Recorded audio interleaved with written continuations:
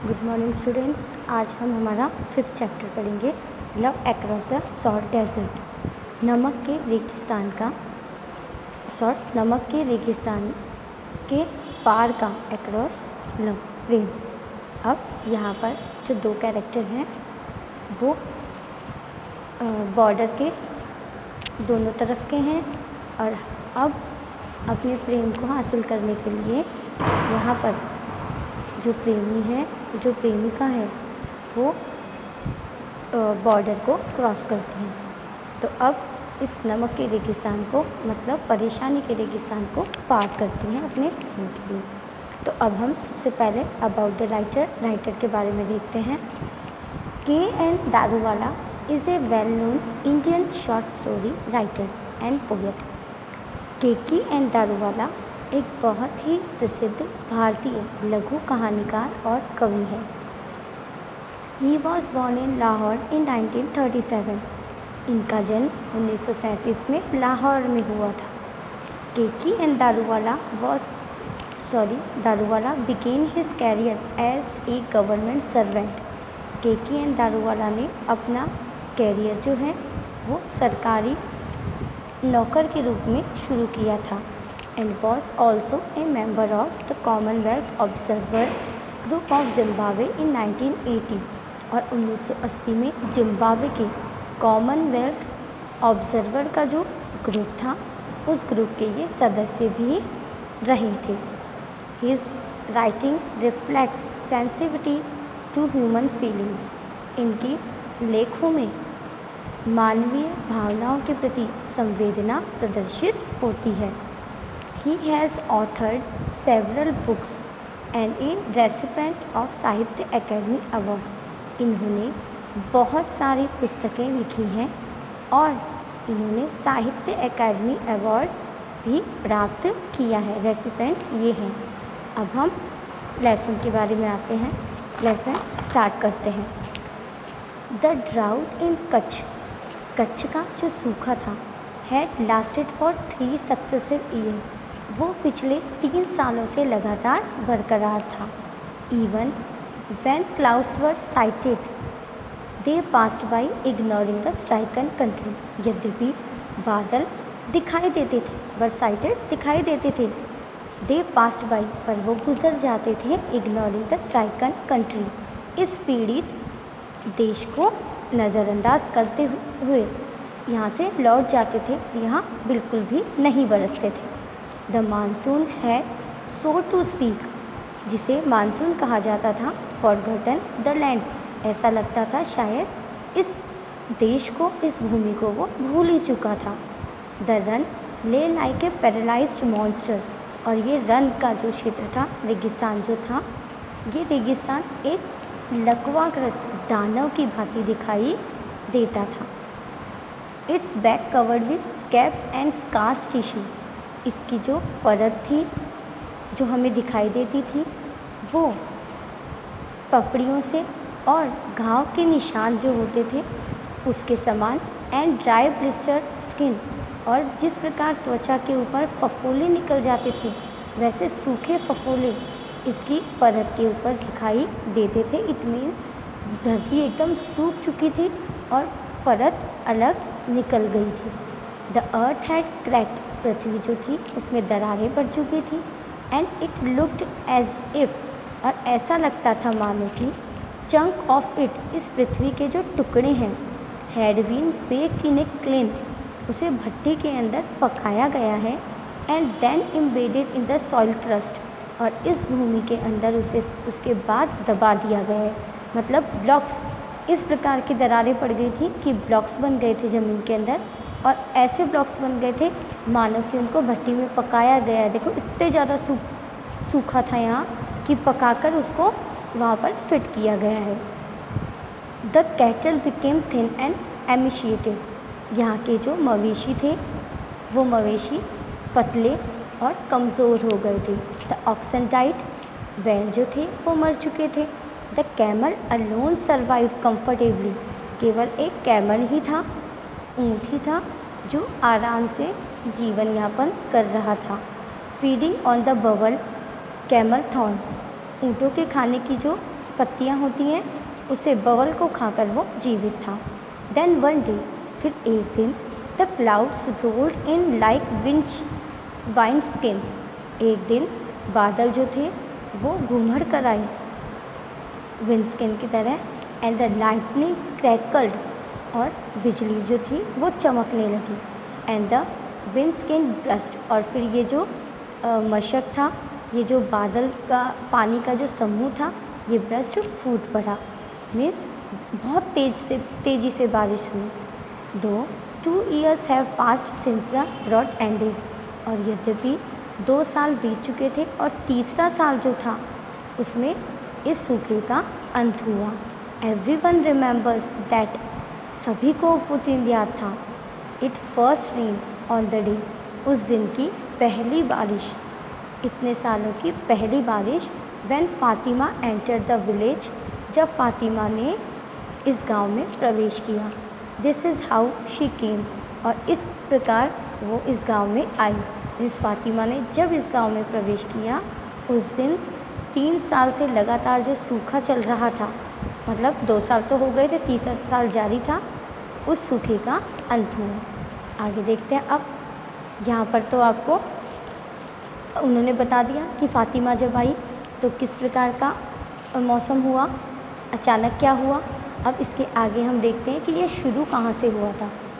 What would he not, देखिए अब यहाँ पर आपको स्टार्टिंग फातिमा से कैसे मिला, फातिमा यहाँ क्यों आई, ये सारी बातें अब हम इस स्टोरी से जानेंगे। What would he not do for her, उसने क्या कुछ नहीं किया होगा उसके लिए।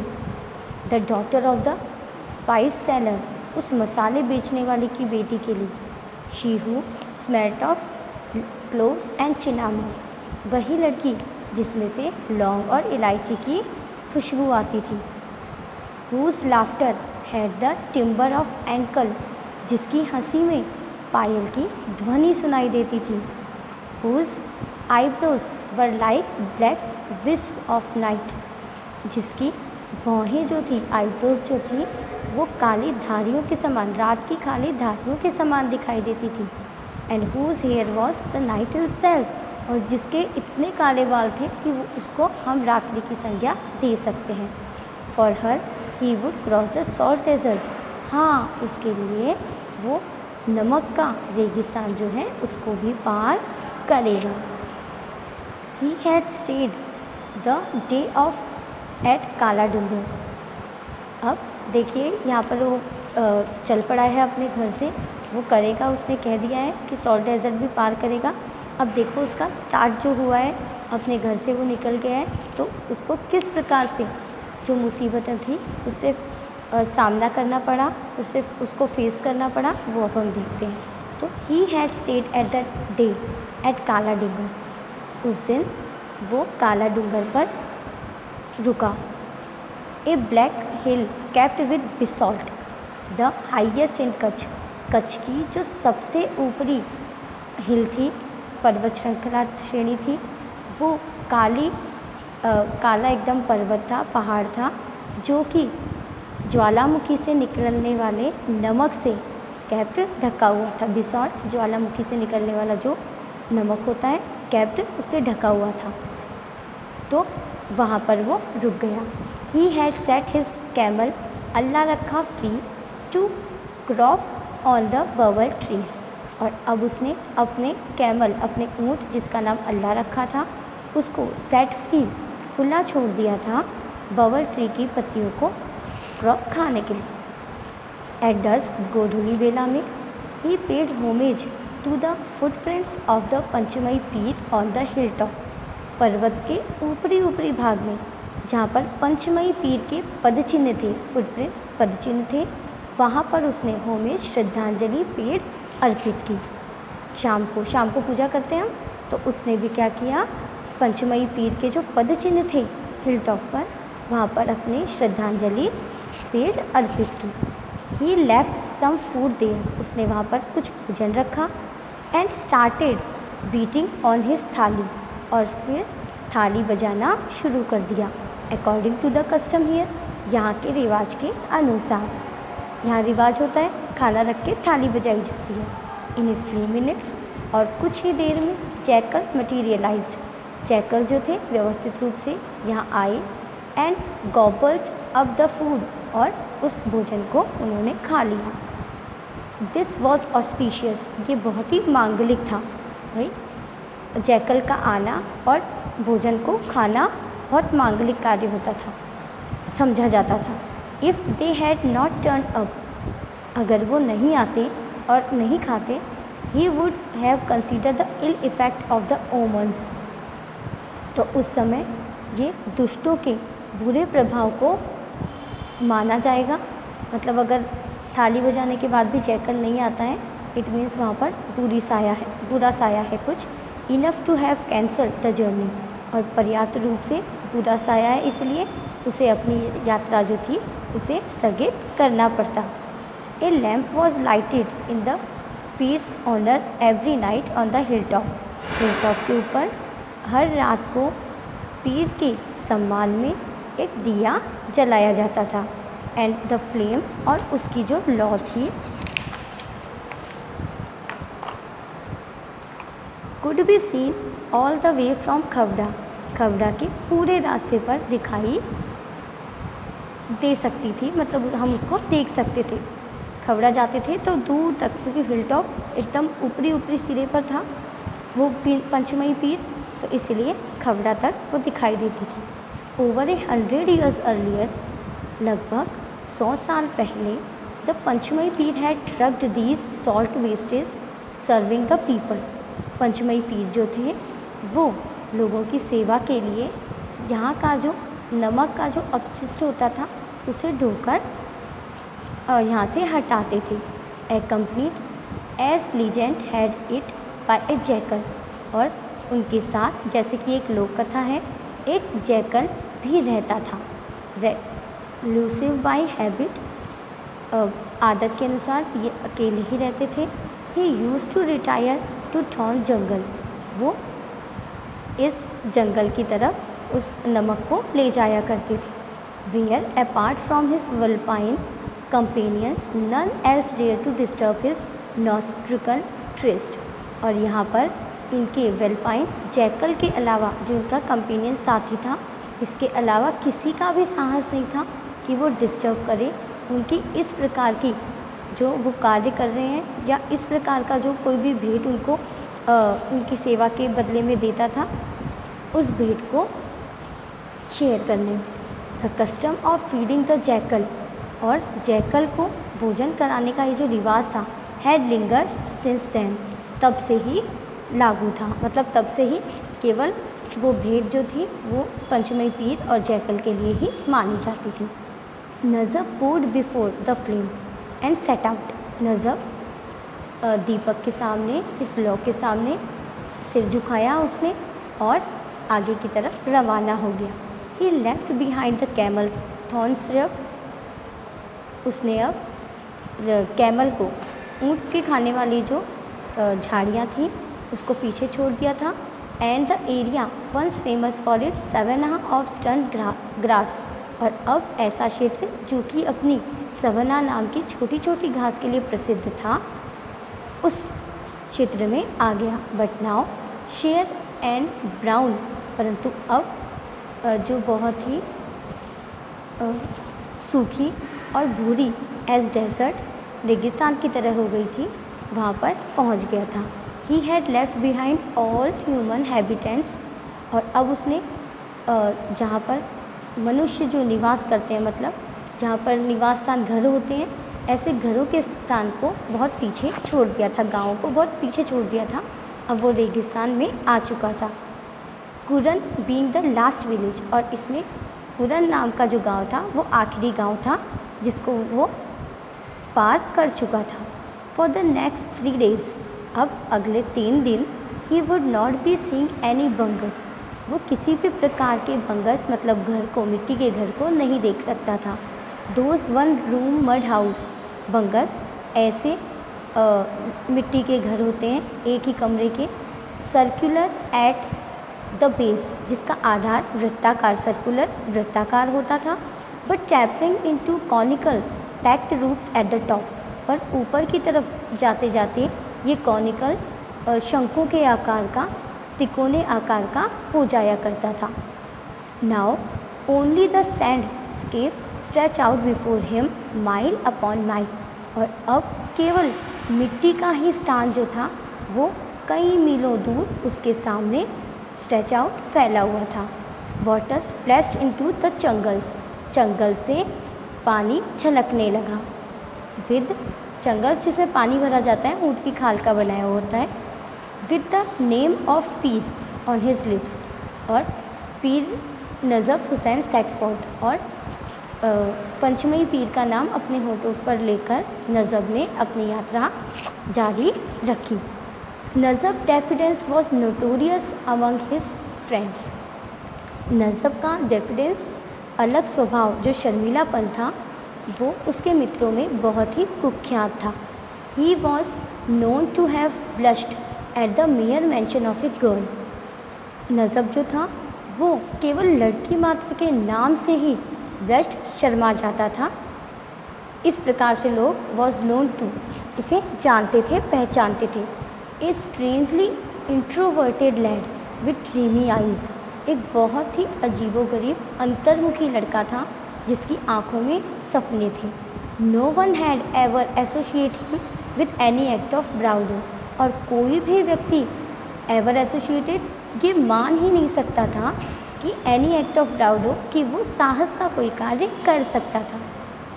हिज फादर आफ्ताब, उसके पिता आफ्ताब जो थे, वुड से, वो यही कहते थे, ऑल दैट माई एंशिएटर्स, मेरे जितने भी पूर्वज हैं, एंड आई, और मैं, हैव एक्वायर्ड ड्यूरिंग 100 ईयर्स, जिन्होंने 100 सालों तक जितना कुछ भी एक्वायर्ड हासिल किया है, दिस लैड विल स्क्वेडर अवे, ये लड़का उसे क्या कर देगा, गवा देगा। स्क्वेटर अवे, गवा देगा। Not because he is a spendthrift, इसलिए नहीं क्योंकि वो फिजूल खर्ची है, स्पेंडथ्रिफ्ट फिजूल खर्ची होना, बट परंतु इसलिए because he will be too shy, कि वो इतना ज़्यादा शर्मीला है, to charge money for what he sells, कि वो जो चीज़ बेचेगा उसकी कीमत लेने में भी शर्माएगा, तो वो सारी चीज़ें गवा देगा। He had cross the run, अब वो he had cross the run on 4 occasion earlier, आज से पहले उसने 4 बार रन क्षेत्र को पार किया था। दो he had turn 20 only a month एगो, यद्यपि वो 1 महीने पहले ही 20 साल का हुआ था। But each time he had either companion his father और that wily old smuggler Jaman, the veteran of 100 illegal trips into Sindh, पर हर बार ही वो या तो अपने पिता के साथ या फिर उस दुष्ट बूढ़े तस्कर जमन के साथ, जो कि 100 से भी ज़्यादा अवैध यात्रा कर चुका था सिंध की, उसके साथ हर बार इनमें से किसी के साथ गया था। Each time they had taken tendu leave worth about 500, और हर बार वो 500 रुपये की कीमत की तेंदू की पत्तियाँ अपने साथ लेकर गए थे। And sold it across the border for 1200, और उसे बॉर्डर के पार 1200 रुपये में बेची थी। But between the pay off, परंतु टू ऑफिशियल अधिकारियों को, एंड टू इंटरमीडिएट्स और बिचौलियों को, who arrange the sale of bidis leave, जो कि इस तेंदू की, बीड़ी की पत्तियों को बेचने की व्यवस्था करते थे, उनको, टू द मैन, ऐसे व्यक्तियों को, who took the camel out to graze, जो कि कैमल को, ऊँटों को चराने के लिए ले जाते थे, एंड टू द फ्रेंड और रिलेटिव, और उन मित्रों और रिश्तेदारों को, हु हार्बर दैम, जो उन्हें आसरा देते थे, उनको पे ऑफ, रुपए चुकाने के बाद, there were precious little left, बहुत ही कम रुपए शेष बचते थे। इट वॉज, कहने का मतलब ये है कि 500 रुपये की बेचते थे, लेके आते थे, 1200 में बेचते थे।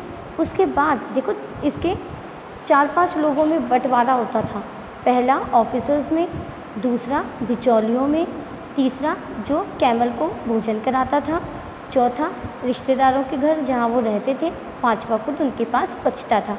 तो इस प्रकार से उनका बाद में बहुत कम रुपए बचते थे। It was just enough to buy some use terylene garment, और केवल इतने ही बचते थे जो कि टेरेलिन के का कपड़ा खरीदने के लिए पर्याप्त होता था। And then it was time to make the long track back across the desert, और इसके बाद उनका फिर से दोबारा लंबा सा रेगिस्तान जो था, लंबा रास्ता जो था वापसी का रेगिस्तान के पार, वो शुरू हो जाता था। It was during one of these trips, और इन्हीं 4 ट्रिप्स में से एक ट्रिप्स में, यात्रा में, that they had stayed with काले शाह, वो लोग काले शाह के घर रुके थे। द क्लोथ सेलर, लौंग बेचने वाला एक व्यापारी। He is a distance relative of your mother, his father had told Najab, उस नजब के पिता ने नजब को बताया कि काले शाह जो है वो उसकी माँ का बहुत ही दूर का रिश्तेदार है। काले Shah was tall and well flashed, काले शाह जो था बहुत ही लंबा और मांसदार मतलब हट्टा कट्टा व्यक्ति था। And his thick jowl face had a purple tinge about it as if somewhere along the way it had got stuck with a discolour patch, और उसका जो थिक मोटा सा जॉवल फेस, बहुत ही गूदेदार जो चेहरा था, उसके ऊपर पर्पल बैंगनी मतलब काले काले टिंक रंग के धब्बे थे, और एज इफ मानो कि लंबे रास्ते पर जिस प्रकार से कोई डिस्कलर पैच, अलग अलग कलर के जो खंड लगाए जाते हैं, उसको लंबे रास्ते में कोई जो ख़राब हो जाता है या कोई कपड़ा होता है, उस कपड़े को फट जाता है तो हम उसमें पेच वर्क करते हैं अलग से कोई टुकड़ा लगाकर, तो उस प्रकार से उसके चेहरे पर जो थे वो अलग अलग पैचेस थे, धब्बे थे, जो अलग ही उसके फेस के कलर से अलग शो होते थे। He always wore a tehmat of black and white checks, वो हमेशा ही तहमत, एक लंबा सा लबादा हुआ करता था, तहमत पहना करता था, जो कि ब्लैक एंड वाइट चेक्स, सफ़ेद और काले चेक्स के बने हुए थे। जिस प्रकार से चेस होता है वैसे ही वाइट एंड ब्लैक जो है वो ब्लॉक्स होते थे उसमें।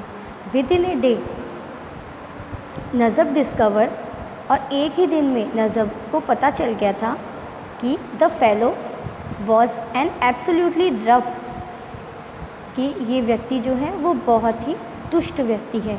Who drove such a cursed bargain, जो बहुत ही प्रतिकूल बार्गेन सौदेबाजी करता है। That for the first trip in his hearing father started mouthing obscenity, क्योंकि इसे ये इसलिए पता चला क्योंकि जब वो पहली बार अपने पिता के पास के साथ आया तो उसने सुना था कि उसके पिता ने काले शाह को गालियाँ दी थी। बट हिज डॉटर फातिमा, ये तो काले शाह की बात हो गई, पर उसकी बेटी फातिमा जो थी वॉज ए हूर, वो बहुत ही सुंदर थी। विथ आईज सो ब्राइट, उसकी आंखें बहुत चमकीली थी। That they would have lit up the darkness of the underworld, कि वो ज़मीन के अंदर जहाँ अंधकार होता है उस अंधेरे को भी प्रकाशित कर देगी, इतनी ज़्यादा चमकीली थी उसकी आंखें।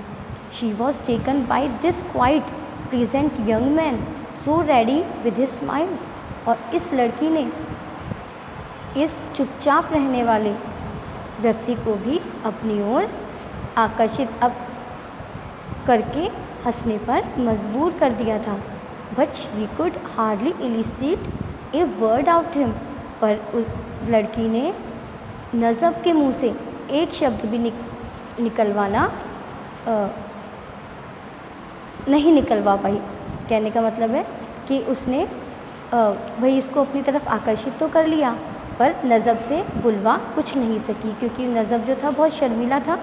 तो चलो उसको आकर्षित तो कर लिया, पर यहाँ पर वो उससे एक शब्द भी नहीं बुलवा पाई। मतलब बहुत ज़्यादा उसने कोशिश की पर फिर भी नजब एक शब्द भी नहीं बोली। Fatima had been under pressure, Fatima पर दबाव डाला जा रहा था to get engage to someone in the village, कि वो गांव के ही एक व्यक्ति से सगाई करे, शादी करे। Known for his slurred speech, जो अपनी अस्पष्ट भाषा एंड ग्रॉस्ट्रियस स्टैमर और हकलाने के लिए प्रसिद्ध था, जाना जाता था। Just my luck to run into muse she thought, और वो सोचा करती थी कि केवल यही मेरा भाग्य है और अब मुझे चुपचाप इसको क्या करना पड़ेगा, स्वीकार करना होगा। बट देन, परंतु तब, as she caught him staring at her, जब उसने नजब को अपनी तरफ घूरते हुए देखा, शी लाफ्ड बैक, वो भी उसके प्रति मुस्कुराई, उसको देखकर मुस्कुराई।